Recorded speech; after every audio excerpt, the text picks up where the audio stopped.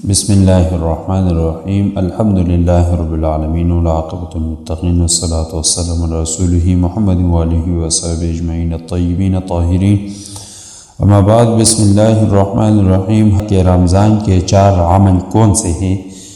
حدیث میں آتا ہے حضرت سلمان فارسی رضی اللہ تعالیٰ عنہ عن حضرت صلی اللہ علیہ وسلم کا ارشاد نقل کرتے ہیں کہ رمضان المبارک میں 4 چیزوں کی کثرت کیا کرو۔ رمضان المبارک میں 4 چیزوں کی کثرت کیا کرو۔ 2 باتیں تو ایسی ہے کہ تم ان کے ذریعے اپنے رب کو راضی کرو گے، یعنی 2 باتوں سے اپنے رب کو راضی کرو گے، اور 2 چیزیں ایسی ہیں کہ تم ان سے بے نیاز نہیں ہو سکتے۔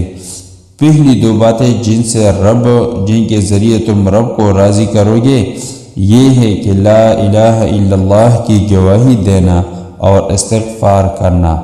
ان 2 باتوں سے تم اپنے رب کو راضی کرو گے، اور 2 چیزیں جو آخری ہے وہ 2 چیزیں جن سے تم بے نیاز نہیں، وہ یہ کہ تم اللہ تعالیٰ سے جنت کا سوال کرو اور جہنم سے پناہ مانگو۔ 2 چیزوں سے اللہ کو راضی کرو اور 2 چیزوں سے تم بے نیاز نہیں ہیں، وہ یہ ہے کہ تم اللہ تعالیٰ سے جنت کا سوال کرو اور جہنم سے پناہ مانگو۔